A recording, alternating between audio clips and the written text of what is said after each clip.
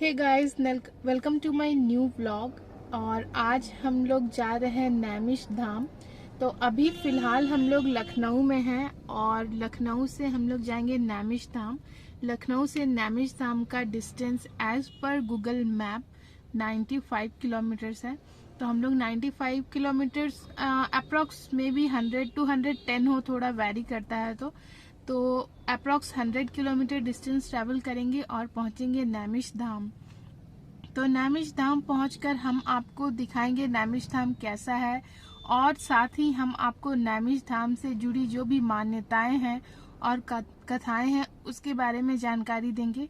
तो हमारे व्लॉग को लास्ट तक देखिए, वीडियो को लास्ट तक देखिए ताकि आपको पूरी की पूरी जानकारी मिल सके।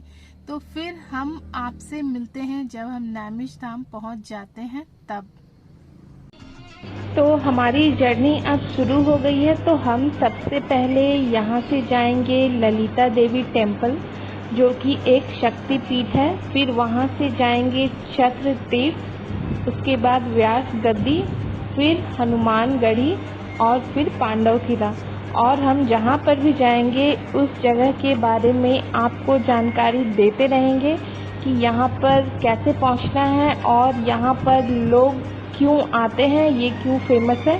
तो आप हमारे वीडियो में देखिए और सारी जानकारी ले लीजिए। तो देखिए, हम लोग पहुँच गए हैं माँ ललिता देवी मंदिर के पास। ये एक शक्ति पीठ है और अभी हम लोग यहाँ पर जाएंगे, दर्शन करेंगे और दर्शन करने के बाद यहाँ से हम लोग बाहर निकलेंगे। तो आइए आपको सारी चीज़ें दिखाते हैं। दर्शन करना है और फिर यहाँ पर का क्या महत्व है, पहले माता का पूजा कर लेते हैं फिर आगे की ओर बढ़ते हैं। तो हम लोग अब मंदिर परिसर के अंदर आ गए हैं और यहाँ पर हम आए हैं पूजा करने के लिए। हम यहाँ पूजा की सामग्री लेने के लिए आए हैं। तो यहाँ पर माता का नेत्र, मुकुट और उसके अलावा पूजा करने के लिए जो भी चीज़ लगता है वो सब कुछ उपलब्ध है। तो यहाँ से आप खरीद लीजिए और उसके बाद आप पूजा के लिए जा सकते हैं। यहाँ बहुत सारी दुकानें हैं, आपको जिन चीज़ों की ज़रूरत है, जो भी आपको लेना है, तो आप अपने हिसाब से उनको बता दीजिए और वो सारी चीज़ें वो आपको दे देंगे और उसके बाद आप पूजा आराम से कर सकते हैं। तो आइए इन चीज़ों को लेने के बाद हम चलते हैं मुख्य मंदिर में, जहाँ पर हम पूजा करेंगे सकते हैं। तो पूजा का सामान लेने के बाद हम जाएंगे मंदिर के अंदर। तो ये है वो मुख्य द्वार मेन मंदिर का, जहाँ से हमें पूजा करने के लिए अंदर की ओर जाना है। तो आप इस तरफ से अंदर की ओर जाएंगे, वहाँ पूजा करवाएंगे और उसमें एक और गेट है दूसरे साइड, उससे आपको बाहर आना है। आप जिस गेट से जा रहे हैं उस गेट से आपको बाहर नहीं निकलना है, दूसरे गेट से बाहर निकलना है। और उसके बाद आपको बाहर निकलने के बाद आपको मंदिर का परिक्रमा करना है। बिना परिक्रमा किए आप मंदिर से को छोड़कर ना निकलें। देवी माँ के 108 शक्ति पीठों में से सीतापुर में स्थित माँ ललिता देवी का मंदिर एक बहुत ही विशाल मंदिर है। शास्त्रों की माने तो नैमिषारण्य में माँ सती का हृदय गिरा था। जहाँ भी माँ सती के 100 के अंग प्रत्यंग गिरे, एक एक शक्ति विभिन्न प्रकार की आकृतियाँ से युक्त होकर उन स्थानों पर विराजमान हुई और वह स्थान आज प्रसिद्ध शक्ति पीठ स्थल स्थापित हो गए हैं। इस मंदिर के विशेष चढ़ावे सोने और चांदी के छत्र होते हैं। माना जाता है कि माता को छत्र चढ़ाने से मनोकामना जरूर पूरी होती है। तो हम लोग यहाँ पर पूजा कर लिए हैं और पूजा करने के बाद हम लोग माँ ललिता देवी मंदिर से निकलकर जा रहे हैं चक्र तीर्थ।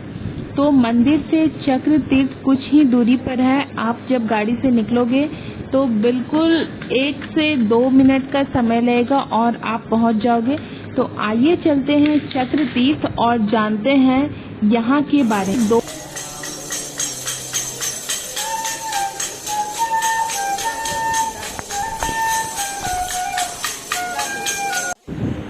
तो आइए जानते हैं कुछ चीजें चक्र तीर्थ के बारे में। यह एक गोलाकार सरोवर है जिसमें श्रद्धालु जन स्नान व भजन पूजन करते हैं। मान्यता है कि यहीं पर ब्रह्मा जी द्वारा महर्षि शौनक व अन्य ऋषियों को दिए गए चक्र की नेमी भूमि में प्रविष्ट हुई थी। देवी भागवत, महाभारत, ब्रह्म एवं स्कंद पुराण आदि में भी चक्र तीर्थ का उल्लेख मिलता है। सरोवर के चारों ओर देवी देवताओं के मंदिर स्थापित हैं। चक्र तीर्थ महान, पुण्यदायी और सभी प्रकार के पापों को नष्ट करने वाला है। पांडवों ने अपने कुल संबंधियों की आत्मा की शांति के लिए 12 वर्षों तक तप किया। सोमवती अमावस्या पर यहाँ पर स्नान का विशेष महत्व है। तो यही चीजें नीचे इंग्लिश में लिखी हुई हैं, इसको भी जो लोग पढ़ना चाहें वो पढ़ सकते हैं। तो चलिए चलते हैं अब चक्र तीर्थ के अंदर और जानते हैं यहाँ के बारे में पूरे विस्तार से। श्लोक यही कहता है, एकदा नैम सारण्य जिससे सोन का दिया प्रपुच्छुर मुनिया सर्वे सूतम प्रमाणित। ये वही स्थान है। ब्रह्मा जी के मन के द्वारा उत्पन्न हुआ चक्र है। बीचों बीच में चक्र गिरा हुआ था, जहाँ 6.5 पाताल टूटा हुआ, अतल वितल सुतल तल तलातल सातल महातल पाताल। आधा पाताल शेष बचा था, 6.5 पाताल जो है भेदन कर दिया। वहाँ पर जमीन नहीं है, 6.5 पाताल को तोड़ करके ये जल आ रहा है। पृथ्वी का जो जल हम पीते हैं ये 1 पाताल का और ये 6.5 पाताल का, इसलिए इस जल की महत्ता है। यहाँ पर स्नान करने से तन शुद्ध होता है, दान करने से धन शुद्ध होता है, ध्यान करने से मन शुद्ध होता है। और पितरों के लिए जो पितृ दोष लग जाता है परिवार में, उसका निवारण यही से होता है। जेते फल होत सकल तीर्थ में जायते, तेते फल होत केवल नैमिष में आयते। संपूर्ण भारतवर्ष में मंदिर मस्जिदों का जो आप दर्शन करेंगे, नैमिषारण्य में खाली आप आ जाइए, वही फल आपको होगा। नैमिषे च पदे पदे, नैमिषारण्य में एक पग चलने से एक यज्ञ का फल मिलता है, ऐसा शास्त्रों में। रामचरितमानस आप पढ़े होंगे, उसमें आता है तीर्थ बर नैमिष विख्यात, अति पुनीत साधक सिद्ध। सारे तीर्थ जो है पुनीत हैं, मगर ये अति पुनीत है। राजा मरुआन जी शत्रुपा ने 23,000 वर्ष यहीं पर तपस्या की। चक्करयूता काढ़ दीजिए, मार्जिन करिए।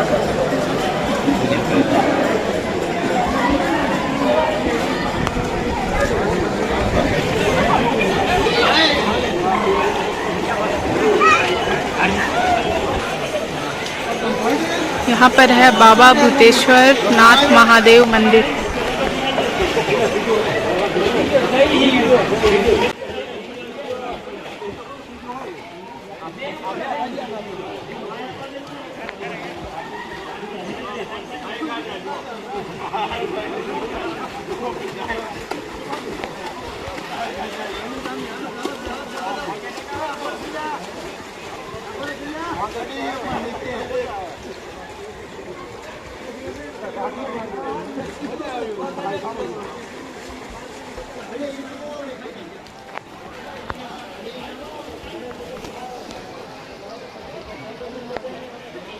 लगाना चाहिए, वैसे भी तुम्हारी इच्छा।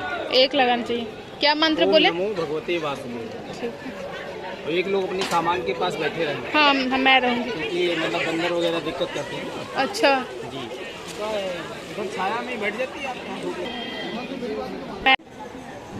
आखिर क्यों कहा जाता है कि नैमिषारण्य जाने मात्र से ही मिल जाती है पापों से मुक्ति, और यदि आपने यहाँ की यात्रा नहीं की तो आपकी बाकी सारी यात्राएं अधूरी रह जाएंगी। तो आइए जानते हैं यहाँ के बारे में। तो यही वह पवित्र स्थल है जहाँ महापुराण लिखे गए। नाम है नैमिषारण्य। यह बहुत दिनों से सतयुग से ही प्रसिद्ध है। ऐसा मानते हैं कि यहाँ पर आने से ही लोगों के पाप धुल जाते हैं, लोग पाप मुक्त हो जाते हैं। कहा जाता है कि नैमिषारण्य का भ्रमण करने पर आदमी मोक्ष को प्राप्त होता है। पुराणों में इस स्थान को नैमिषारण्य, नैमिष या नीमशार के रूप में जाना जाता है। इस धाम का वर्णन पुराणों में भी पाया गया है। यह वही जगह है जहाँ पर पहली बार सत्यनारायण भगवान की कथा हुई थी। इसी भूमि पर ऋषि दधीची ने लोक कल्याण के लिए देवराज इंद्र को अपनी अस्थियां दान की थी। कहते हैं कि इसका नाम नैमिष नामक वन के कारण भी रखा गया है और इस जंगल का भी बहुत बड़ा महत्व है। इसके पीछे की कहानी कुछ ऐसी है कि महाभारत युद्ध के बाद साधु संत जो कि कलयुग के प्रारंभ होने के विषय के कारण बहुत ही दुविधा में थे, वो ब्रह्मा जी के पास पहुँचे।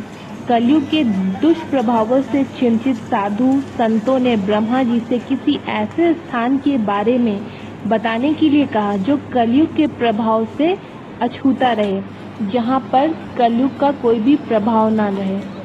ब्रह्मा जी ने एक पवित्र चक्र निकाला और उसे पृथ्वी की तरफ घुमाते हुए बोले कि यह चक्र जहाँ भी रुकेगा वही स्थान होगा जो कलयुग के प्रभाव से मुक्त रहेगा।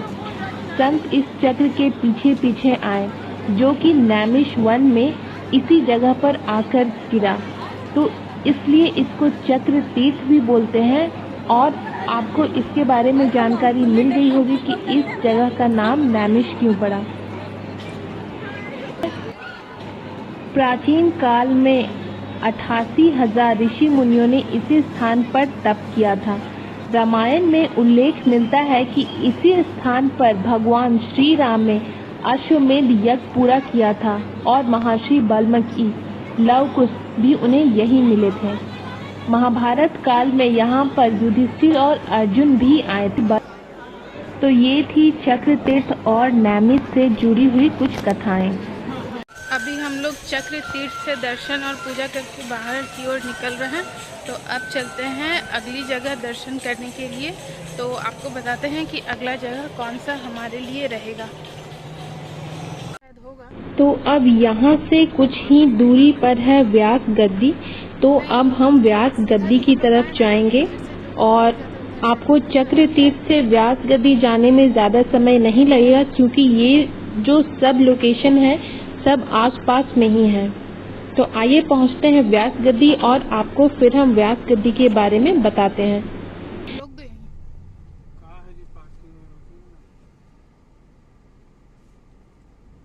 गद्दी महर्षि वेद व्यास का तप स्थान। जो व्यास गद्दी है वो संत वेद व्यास और अन्य देवताओं की पूजा करने के लिए एक प्राचीन धार्मिक स्थान है। मान्यताओं के अनुसार यह वही स्थान है जहां संत वेद व्यास ने वेदों को 4 भागों में विभाजित किया और पुराण लिखे। यहाँ पर जो सामने अभी आपको दिख रहा है इसके अंदर व्यास गद्दी में व्यास देव की एक शानदार मूर्ति है। नैमिषारण्य में लोकेटेड ये व्यास गद्दी पुराणों और वेदों की संरचना की याद दिलाती है।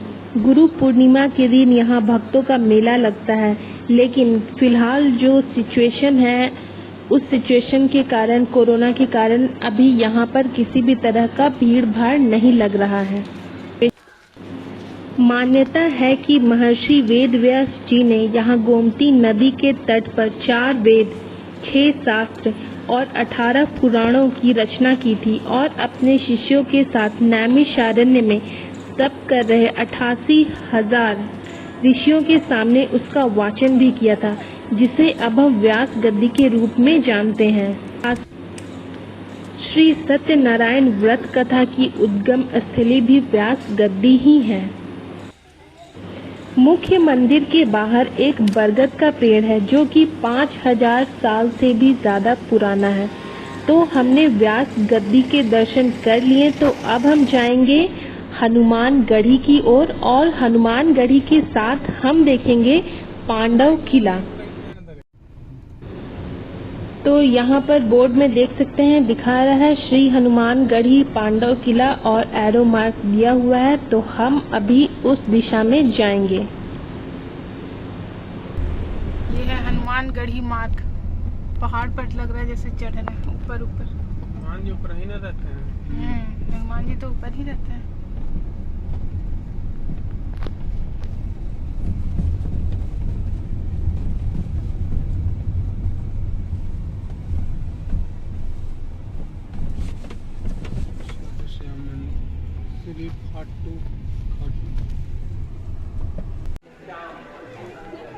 प्रमुख दर्शन पांडव किला एवं द्रौपदी मंदिर। ये है मार्ग जाने का, यहाँ से पैदल जाना है। गाड़ी हमने वहाँ पर लगाई है। तो पहले हम हनुमानगढ़ी जाएंगे और वापस जब हम लौट रहे होंगे तब हम जाएंगे पांडव किला। यहाँ पे लिखा है श्री हनुमानगढ़ी 5 पांडव किला द्वार। माना जाता है कि भगवान श्री राम रावण युद्ध के समय अहिरावण ने जब राम तथा लक्ष्मण का अपहरण किया तब हनुमान जी पातालपुरी गए, जहां उन्होंने अहिरावण का वध किया और उसके बाद कंधों पर राम और लक्ष्मण को बैठाकर यहीं से दक्षिण दिशा यानी लंका की ओर प्रस्थान किया। अतः यहाँ दक्षिण मुखी हनुमान की मूर्ति प्रकट हुई। यह मंदिर दक्षिण मुखी हनुमान मंदिर के नाम से प्रचलित है। यह अत्यंत दुर्लभ है। यहाँ पर हनुमान जी की विशालकाय प्रतिमा है। इसका दर्शन श्रद्धालुओं को शांति और सुकून प्रदान करता है और उसके सभी कष्ट कट जाते हैं। चलो लड्डू मिल गया। वहाँ पे है मंदिर और यहाँ पर है बहुत ही सुंदर स्थल। चप्पल आप यहाँ खोल दें और जाएं।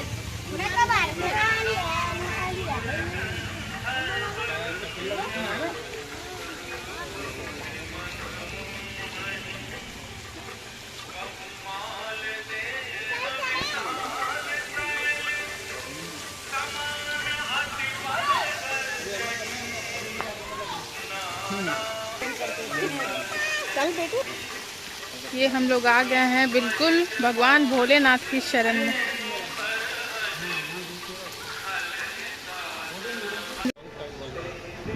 सिर्फ पांडव किला बाकी था, तो आइए चलते हैं पांडव किला।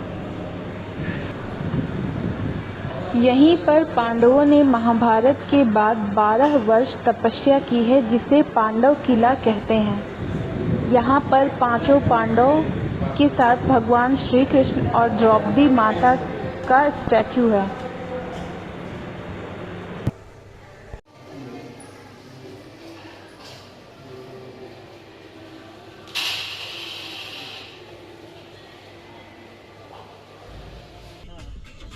तो अब हम लोग नैमिष धाम में सब जगहों के दर्शन करने के बाद वापस लौट रहे हैं। तो हमने इस वीडियो में जो भी प्लेसेस हमने कवर किया है उसकी जानकारी आपको दी और उसका वीडियो कैप्चर किया। आई होप आप लोगों को ये वीडियो पसंद आया होगा। वीडियो पसंद आए तो वीडियो को लाइक, शेयर एंड सब्सक्राइब कीजिए। और जो लोग बिना सब्सक्राइब किए देख रहे हैं उनसे भी निवेदन है कि वो भी चैनल को सब्सक्राइब कीजिए। तो फिर मिलेंगे एक नए वीडियो में एक नए कंटेंट के साथ। तब तक के लिए अपना ध्यान रखिए। Bye bye, take care.